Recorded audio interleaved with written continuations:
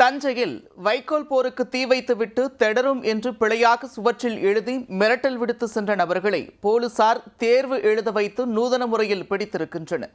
ஒரு சிறு எழுத்துப்பிழை குற்றவாளிகளை சிக்க வைத்தது எப்படி? பள்ளி பருவத்தில் தமிழ் வகுப்பை புறக்கணித்ததன் விளைவு தற்போது இரு மர்ம நபர்களை போலீசாரிடம் சிக்க வைத்துள்ளது.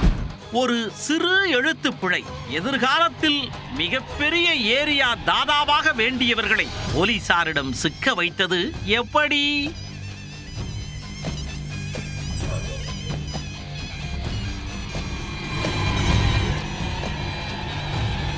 தஞ்சாவூர் மாவட்டம் கும்பகோணம் நெய்க்குண்டம் வடக்கு தெருவைச் சேர்ந்தவர் கலியமூர்த்தி. இவருக்கு சொந்தமான வைக்கோல் கட்டுகளுக்கு கடந்த 16ஆம் தேதி மர்ம நபர்கள் நள்ளிரவில் தீ வைத்துள்ளனர்.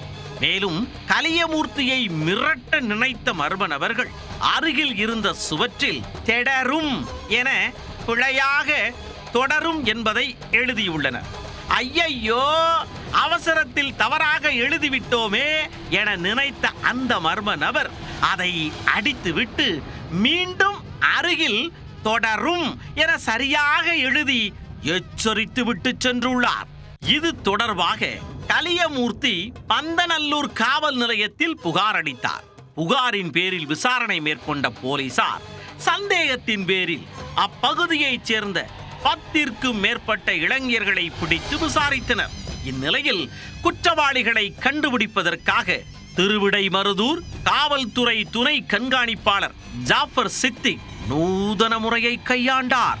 குற்றவாளிகள் சுவற்றில் தொடரும் என்பதற்கு பதிலாக தெடரும் என எழுதியதை வைத்து பிடிபட்ட இளைஞர்களுக்கு தொடரும் என முடியும் வாக்கியங்களாக கேள்விகளை தயார் செய்து அவர்களை தேர்வு எழுதவும் வைத்துள்ளார்.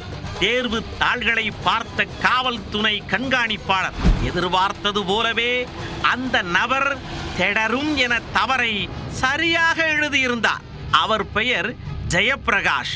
அந்த தமிழ் அறிஞரை அழைத்து கிடுக்கு பிடி விசாரணை நடத்தியதில் உண்மையை ஒப்புக்கொண்டார். தனக்கு அசிஸ்டண்டாக பிரகாஷ் என்பவரையும் அழைத்து சென்றதாக கூற அவரையும் போலீசார் பிடித்தனர். சரி, எதற்காக தீ வைத்தீர்கள் என கேட்டபோது வியக்க வைக்கும் பதிலையும் கூறியுள்ளனர்.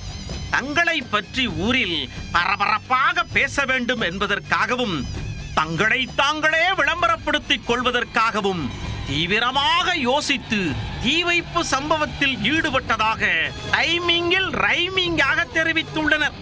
அதுல பாருங்க ஐயா, ஒரு சின்ன எழுத்து பிழை தங்களை சிக்க வைத்து விட்டது என்று வேதனையுடன் கூறினர். அவர்களை என்ன செய்வதென்று தெரியாத போலீசார் திருவிடைமருதூர் நீதிமன்றத்தில் ஆஜர்படுத்தி சிறையில் அடைத்தனர். தாதாவாக பிரபலமாக எண்ணியவர் தற்பொழுது சிறை கம்பிகளுக்கு பின்னால் தமிழ்தான் தரிக்கணத்துவம் போடுகிறது, கணக்கு பாடமாவது கச்சிதமாக வருகிறதா என்று கம்பி எண்ணிக்கொண்டிருக்கிறார்.